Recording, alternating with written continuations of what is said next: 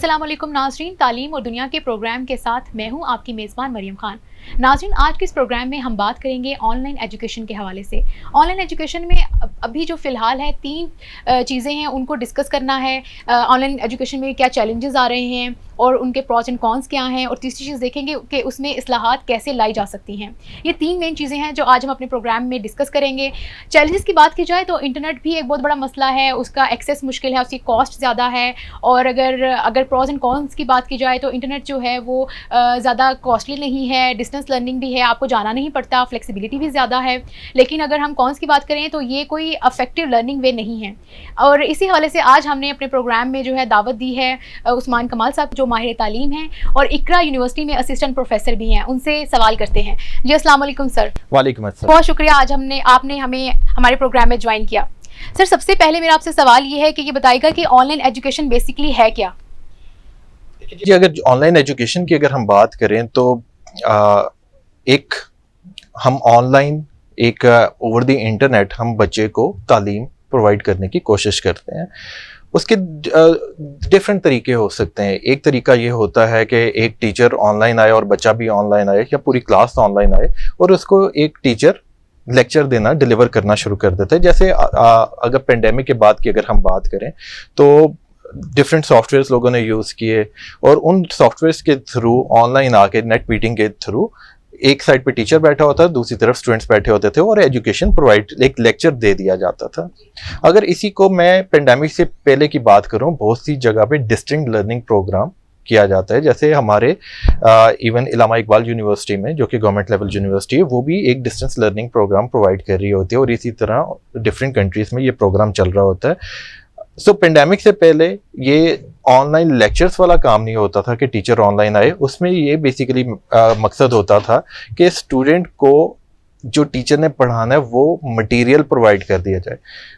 वो उसमें आमतौर पे लेक्चर्स होते थे टीचर के, वो एक दफ़ा रिकॉर्ड करके अपलोड कर दिए, या अपनी पावर पॉइंट टीचर अपलोड कर देता था और साथ बुक भी प्रोवाइड करता था ऑफ कोर्स, और उसमें से असाइनमेंट्स या कोई क्वेश्चंस पूछ लिए जाते थे। स्टूडेंट को वो असाइनमेंट्स करनी होती थी, अपलोड करनी होती थी। ये बेसिकली एक ऑनलाइन लर्निंग कॉन्सेप्ट था। लेकिन पेंडेमिक के बाद जब ये पूरी दुनिया में एक कॉन्सेप्ट स्टार्ट हो गया कि अब बच्चों को एजुकेट कैसे किया जाए, तो जब एजुकेट करने पे एक गैप आ गया, क्योंकि डिस्टेंस लर्निंग तो आमतौर पे उन बच्चों के लिए था कि दूर दराज से अगर कोई पढ़ना चाहता है, कोई किसी खास टीचर से। लेकिन अब यूनिवर्सिटीज़ का कॉन्सेप्ट है, यूनिवर्सिटीज़ ने अब ये काम इस तरह ऑनलाइन पे सारा कुछ नहीं चला सकते, या एक सिंपल लेक्चर प्रोवाइड करने से नहीं हो सकता।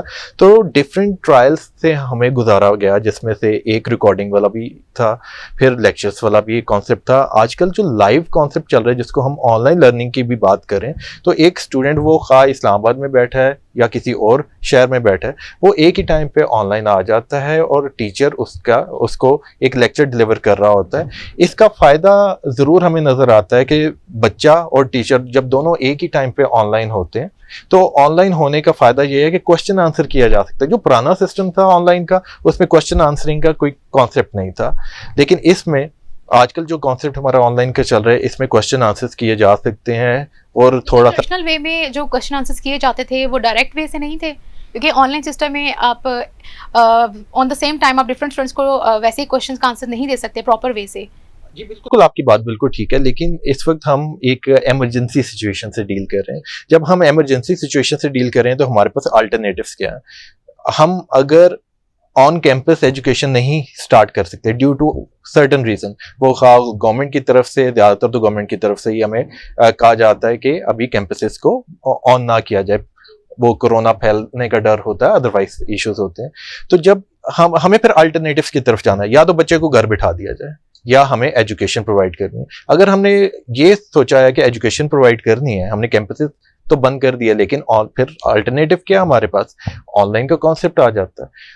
डेफिनेटली हम उतने क्वेश्चंस को आंसर नहीं कर पा रहे, लेकिन एटलीस्ट जो कुछ क्वेश्चंस होते हैं उसका जो अब हम आंसर कर लेते हैं तो मेजॉरिटी चीज़ें कवर हो जाती हैं। अच्छा, हम ऑनलाइन एजुकेशन को देख रहे हैं, तो अगर हम बात करें डेवलपिंग कंट्रीज़ की, जिसमें पाकिस्तान भी है, तो इसकी सोसाइटी की अगर बात की जाए, पहले से ही अगर ट्रेडिशनल वे में देखा जाए, एजुकेशन इतनी उसके स्टैंडर्ड पर नहीं थी कि वो इंटरनेशनल लेवल पर इसको मीटअप कर सके। तो इस सिचुएशन में जब ऑनलाइन क्लासेस होंगी तो क्या पाकिस्तान की जो सोसाइटीज़ हैं क्या इसको बीट कर सकती हैं? अच्छा, इसमें मैं एक चीज़ ऐड करता जाऊँ, definitely we are under developed country, लेकिन अगर हम इसको लेके चलें कि ऑनलाइन एजुकेशन की तरफ, तो हमारे टीचर्स ने बहुत मेहनत की है। मेरी एजुकेशन बाहर से मैंने देखा है कि बाहर टीचर्स जिस तरीके से मेहनत कर रहे होते हैं, वो ठीक है, मैं ये नहीं कहता कि वो मेहनत नहीं कर रहे होते, लेकिन ऑनलाइन एजुकेशन में वो एक लेक्चर पकड़ा देते हैं और कहते हैं खुद सीखो। हमारे टीचर्स इसमें बहुत मेहनत करते हैं। हमारे टीचर्स जब ऑनलाइन आते हैं तो वो वाकई मेहनत करके वो पढ़ाने की कोशिश कर रहे होते हैं। और हमारा एक कॉन्सेप्ट है तरबियत का भी। हम सिंपल पढ़ा नहीं रहे होते, हम तरबियत भी कर रहे होते हैं। और जब हम तरबियत कर रहे होते हैं, हम कोशिश करते हैं बच्चों के क्वेश्चंस को आंसर करने की। जैसे शायद हम कुछ चीज़ों में उन स्टैंडर्ड्स को मीट ना कर पाए, लेकिन जब टीचर वो लेक्चर प्रिपेयर करता है तो वो अब ऑनलाइन में हमें ज्यादा एफर्ट करनी पड़ रही है। बीइंग ए टीचर अगर मैं बात करूं तो हमें पहले से ज्यादा मेहनत करनी पड़ रही है, क्योंकि जब हम फेस टू फेस इंटरेक्शन कर रहे हैं तो एक जो 1.5 आवर का लेक्चर होता है ना, उसमें से इफेक्टिवली 30 मिनट टीचर डिलीवर कर रहा होता है लेक्चर। लेकिन जब ऑनलाइन की बात आई तो हमें 1.5 घंटे का मतलब 1.5 घंटा, और उसके बाद क्वेश्चन आंसर्स भी चल रहे होते हैं। इफेक्टिवली वो शायद 1.5 घंटे की क्लास 2 घंटे पे चली जाती है। और ऑनलाइन क्लासेस में फ्लेक्सिबिलिटी ज़्यादा है बनिस्बत अगर हम ऑन कैंपस क्लासेस लेते थे। ऑनलाइन क्लासेस में कोई टाइम ड्यूरेशन भी फिक्स नहीं है कि आपने इस टाइम तक ही क्लास लेनी है। बिल्कुल, ऑनलाइन में आप जितने भी क्वेश्चंस आ रहे हैं, आपने सब बच्चों को एंटरटेन करना है। फिर बच्चे एक जगह नहीं बैठे हुए, वो डिफरेंट सिटीज में बैठे हैं। जो आप फ्लेक्सिबिलिटी की बात करें, यस, बच्चा सुबह क्लास में अगर आता है तो उसको he is bound to come 8 to 9:30 अगर क्लास है, he has to come to campus और उसने क्लास लेनी है। बट ऑनलाइन का क्या है, सो के उठे, आप बेड पे बैठे हुए हैं, आप ट्रेवल कर रहे हैं, आप गाड़ी में हैं, कहीं भी है, आपने मोबाइल ऑन किया, आपने कुछ भी है, एटलीस्ट आपके माइंड में कुछ ना कुछ जा रहा होता है और आपको क्लास अटेंड करनी है। अगर अटेंडेंस कंपलसरी अगर कर दी जाए, जो कि बहुत से इंस्टीट्यूट्स, जैसे मैं भी जिस यूनिवर्सिटी से मेरा ताल्लुक है, हमने अटेंडेंस इस तरह कंपलसरी नहीं की। उसकी रीज़न ये है कि हमारे बहुत से स्टूडेंट्स जो गिलगित और डिफरेंट ऐसे एरिया से आ रहे होते हैं जहाँ इंटरनेट की वो स्पीड नहीं है, तो बच्चों को अपने गांव से मेन सिटीज़ की तरफ मूव करके वहाँ लेक्चर डाउनलोड करना होता था, फिर अपनी सिटी में जाके वो अपनी असाइनमेंट्स और अपने लेक्चर्स को पढ़ना पड़ता था, सुनना होता था। तो इस वजह से हमने बाउंड तो नहीं किया, लेकिन हम डिफरेंट अगर मैं यूनिवर्सिटीज़ की बात करूं, क्लासेस की बात करूं, तो कुछ ने बाउंड किया हुआ है कि अटेंडेंस इज कंपल्सरी। तो खा अटेंडेंस है या नहीं है, लेकिन फ्लेक्सिबिलिटी इज देयर, आसानी है इसमें। अच्छा, ये बताइएगा कि बच्चों की जो क्रिटिकल थिंकिंग है उसको कैसे इंश्योर किया जाएगा? कौन से मेथड्स हैं वो अडॉप्ट किए जाएंगे बच्चों को पढ़ाने के लिए? देखिए, जब क्लास में तो हम पॉपअप क्विज भी ले लेते हैं, बाकी चीज़ें भी कर सकते हैं, लेकिन ऑनलाइन में डेफिनेटली इस तरह की चीज़ें नहीं की जा सकती। लेकिन ऑनलाइन लर्निंग ने बच्चों के माइंड्स को ज़्यादा शार्प करने की कोशिश की। मैं हर तरफ लोग बात करते हैं ऑनलाइन के डिसएडवांटेजेस की बात करते हैं, मैं इसको थोड़ा सा पॉजिटिव वे में भी देखता हूँ कि बच्चे जो हैं उनके पास इंटरनेट की एक्सेस आ गई।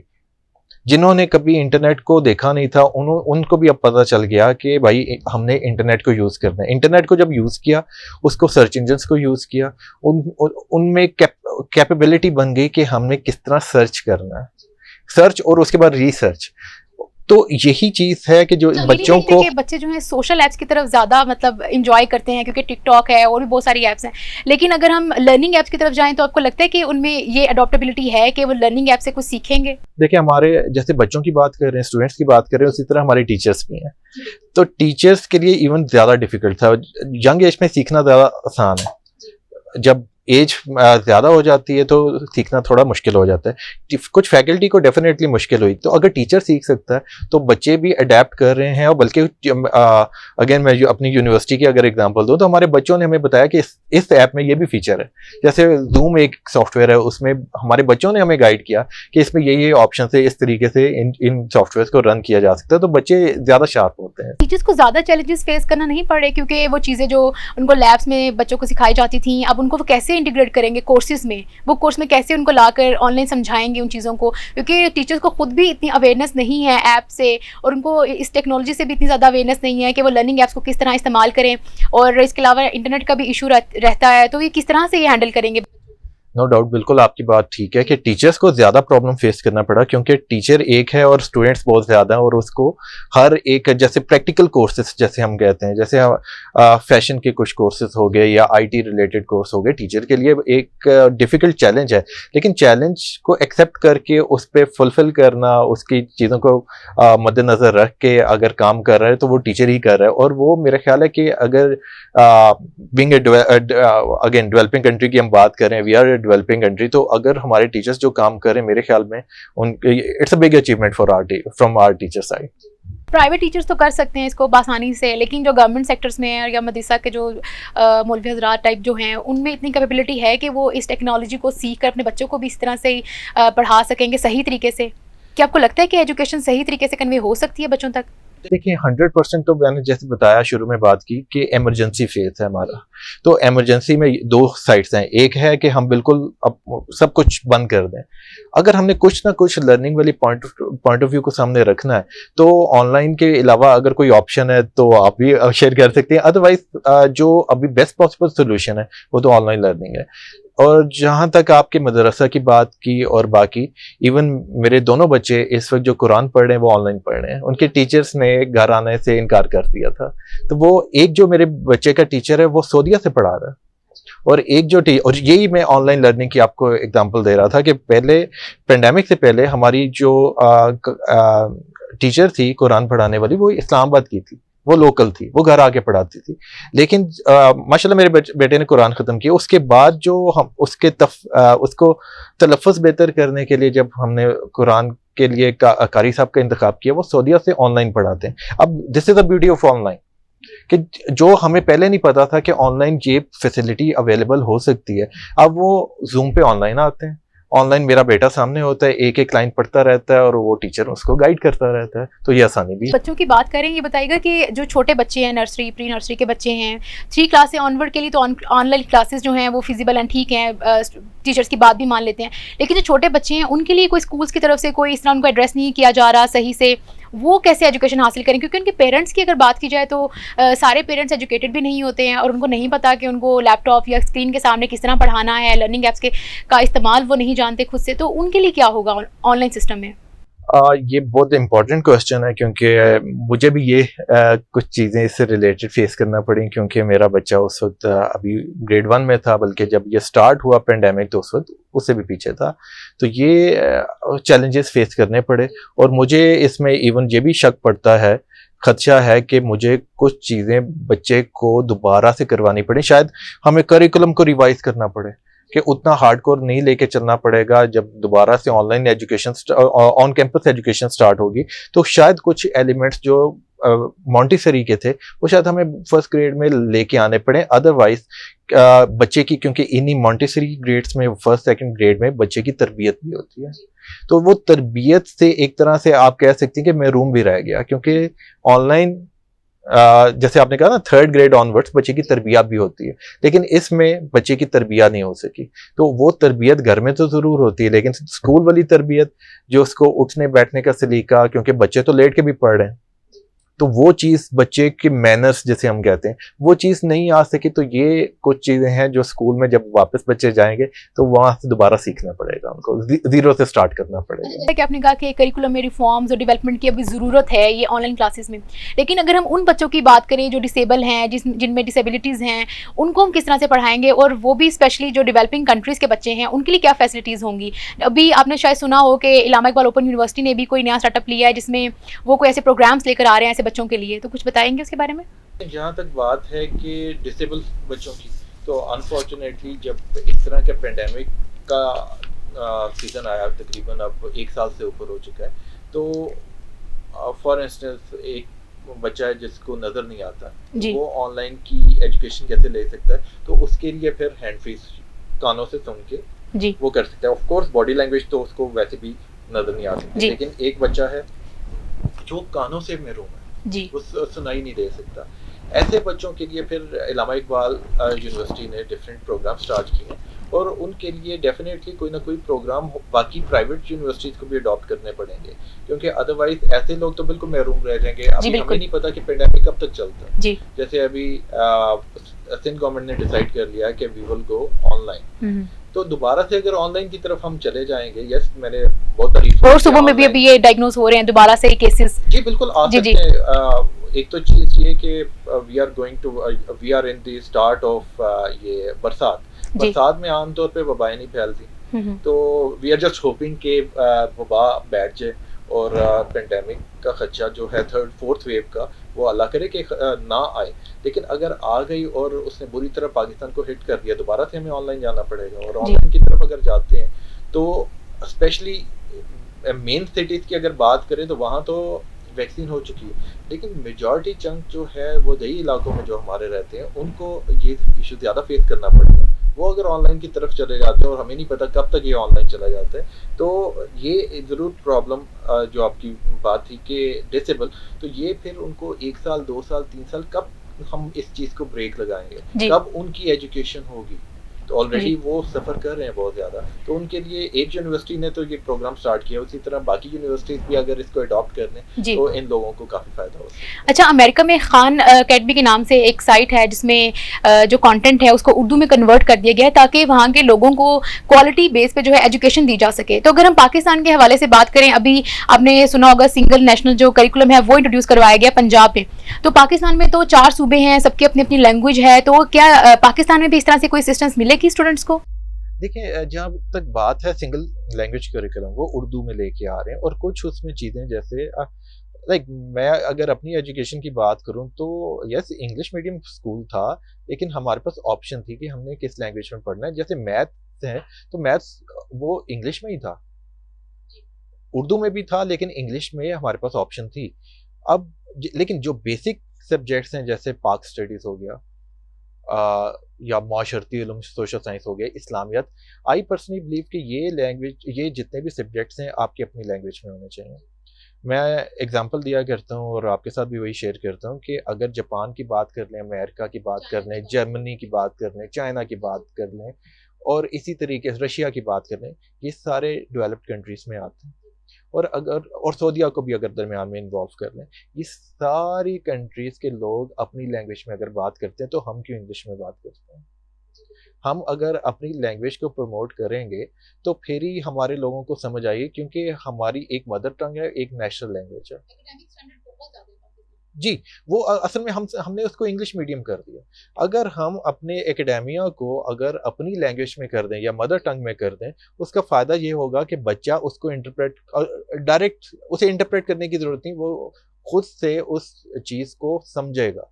अभी क्या होता है, हम जब इंग्लिश में बात करते हैं तो बच्चा पहले इंग्लिश को उर्दू में ट्रांसलेट करता है, फिर अपनी मदर टंग में ट्रांसलेट करता है, फिर उसके अंदर जाती बात, उतनी देर में टीचर कॉन्सेप्ट बताते बताते कहीं का कहीं निकल चुका होता है।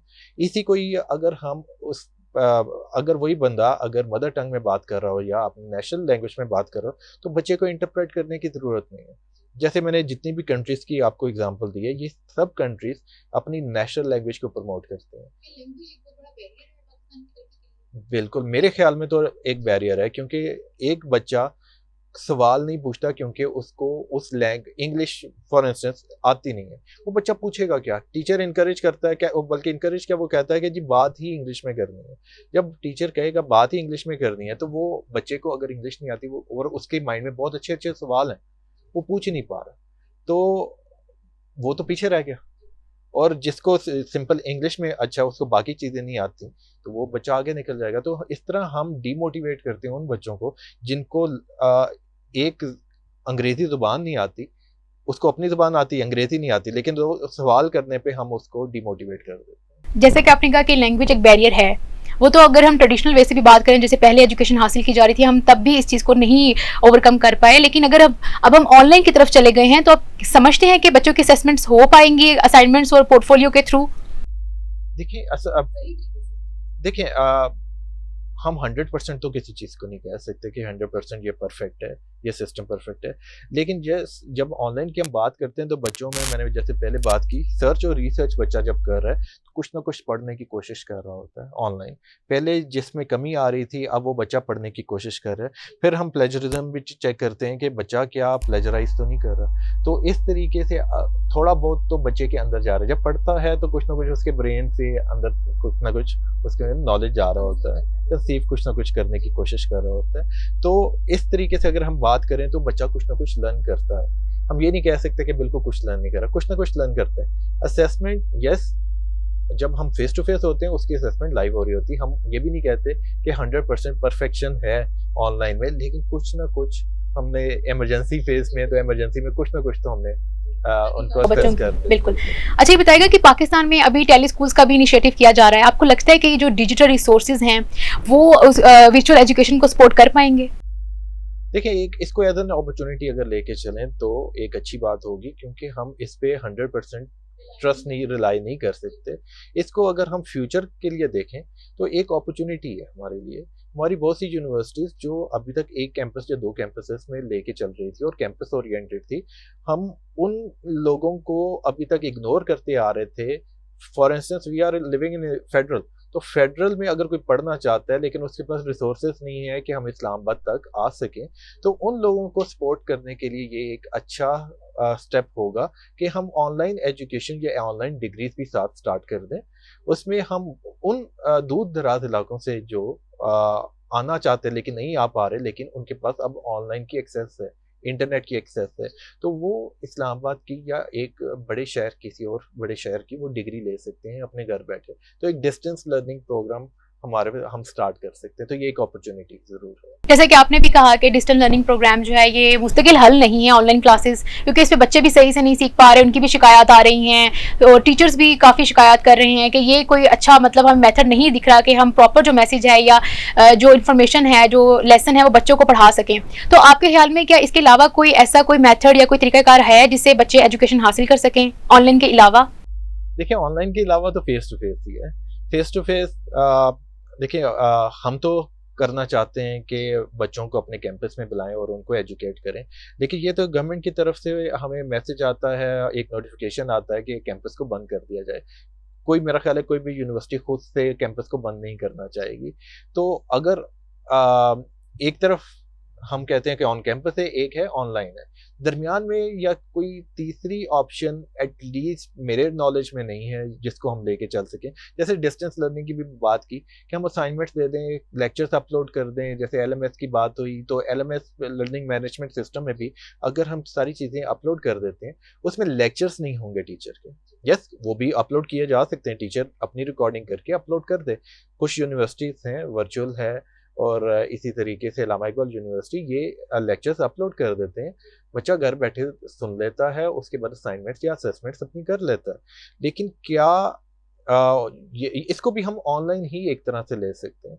तो इसके अलावा मेरा नहीं ख्याल कि जब तक प्रैक्टिकल नहीं होगा उतनी देर तक तो खैर मज़ा नहीं, और प्रैक्टिकल के अलावा ऑनलाइन या डिस्टेंस ये कुछ अलग चीज़ है, और जब तक वो उसको प्रैक्टिकली किया ना जाए वो एक अलग चीज़ है।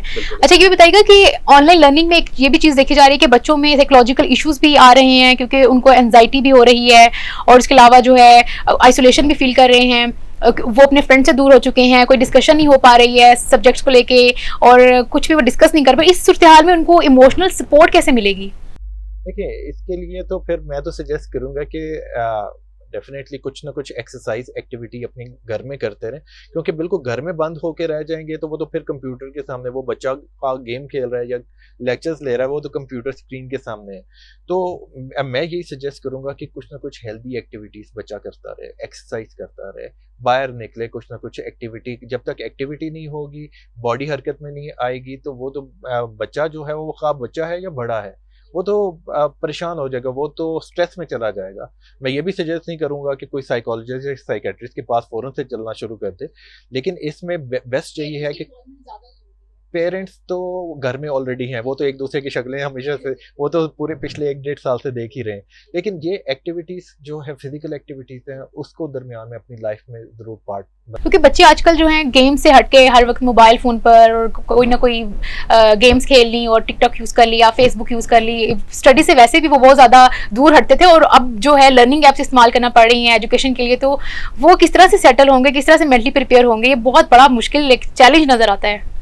यही मैंने बात की कि बच्चों को घर से बाहर निकालना पड़ेगा, लेकिन ये वो वाला घर से बाहर नहीं कि अब बच्चे को पेरेंट्स कहते हैं बाहर जाके खेलो, तो वो मोबाइल या कंप्यूटर लेके बाहर चला जाता है और खेलना शुरू कर देता है। नहीं, बच्चा फिजिकल एक्टिविटी करेगा, अपने घर से बाहर निकलेगा, क्रिकेट खेले, कुछ और खेले, एटलीस्ट कुछ एक्टिविटी, जिम चला जाए, एक्सरसाइज करे या रनिंग करना शुरू कर दे, पार्क में चला जाए, क्योंकि ओपन एरिया में तो अलाउ है, you can do all the activities. तो ज़रा अब बच्चों को बाहर निकालना पड़ेगा, नॉर्दर्न एरियाज़ में ले जाएं फॉर अ डे ट्रिप में भी। उससे ये होगा कि बच्चा एक हेल्दी एक्टिविटी में आ जाएगा, बच्चे का माइंड फ्रेश हो जाएगा, इवन बड़ों का माइंड फ्रेश हो जाएगा। सो इससे जो है स्ट्रेस का लेवल डेफिनेटली कम। अच्छा, प्रोग्राम के आखिर में क्या नसीहत करना चाहेंगे टीचर्स को, स्टूडेंट्स को, पेरेंट्स को इवन के कि वो किस तरह से इस सूरत हाल में अपने बच्चों को फैसिलिटेट करें? मेरी तो एक छोटी सी रिक्वेस्ट होगी कि ये it's an emergency all over the world, सिर्फ पाकिस्तान में नहीं है। तो इसको कोशिश करें कि बर्दाश्त थोड़ा सा करने की सख्त रखें और वेट करें कि जब सूरत हाल बेहतर हो, और सूरत हाल हमने ही बेहतर करनी है। हम SOPs को थोड़ा सा फॉलो करने की कोशिश करेंगे, उसी से चीज़ें बेहतर होंगी। वैक्सीन ज़रूर लगवाएं, क्योंकि वैक्सीन का सबसे बड़ा फ़ायदा ये कि हमें मास से छुटकारा और हमसे किसी को वायरस नहीं ट्रांसफ़र हो सकता, एक तो सबसे बड़ा फ़ायदा ये है। उसके बाद जब तक ऑनलाइन चल रहा है, थोड़ा सा सब्र का इम्तिहान लें, इंशाल्लाह ये फेज़ जल्दी कंप्लीट हो जाएगा। और जैसे ही ये कंप्लीट होगा तो सब लोग अपने अपने ऑफिसेज में बाहर भी जैसे रौनक थी आपके शहर की, वो इंशाल्लाह वापस ज़रूर आएगी, आपके मुल्क की रौनक वापस आएगी इंशाल्लाह। बहुत शुक्रिया। माहिर तालीम उस्मान कमाल हमारे साथ थे, हमारे प्रोग्राम का हिस्सा बने और हमारे सवालों के जवाब दिए। नाज़रीन, प्रोग्राम के आखिर में हम आपसे बात करेंगे कि अब पाकिस्तान को चाहिए कि इन 3 चीज़ों पर सबसे ज़्यादा इन्वेस्ट करें। ऑनलाइन सिस्टम है तो आपको कनेक्टिविटी पे, कंटेंट पे और इसके अलावा उसकी कैपेसिटी पे, ये 3 चीज़ें जो है इस वक्त अहम हैं ऑनलाइन लर्निंग के लिए। और इसके अलावा मुल्क को चाहिए कि पॉलिसी मेकर्स हैं, प्रैक्टिशनर्स हैं, उनको ऐसे अमेंडमेंट्स करनी चाहिए। और इसके अलावा जो है ब्लेंडिंग लर्निंग को जो है वो अब प्रमोट करना चाहिए, ताकि पाकिस्तान में तालीम का जो हर्ज है वो कम से कम हो सके और ज़्यादा से ज़्यादा बच्चे जो हैं वो इफेक्टिव वे से जो है वो एजुकेशन हासिल कर सकें। इस वे से ये होगा, ब्लेंडिंग लर्निंग से जो है आपको फ्लेक्सिबिलिटी भी बच्चों को मिल जाएगी और बच्चों के जो फ्यूचर होगा वो चेंज होने के भी ज़्यादा इम्कानात हैं। इसी के साथ अपनी मेज़बान मरियम खान को दीजिए इजाज़त। अगले प्रोग्राम में दोबारा मैं हाजिर होंगी अपने नए टॉपिक के साथ और अपने नए मेहमान के साथ। तब तक के लिए अल्लाह हाफ़िज़।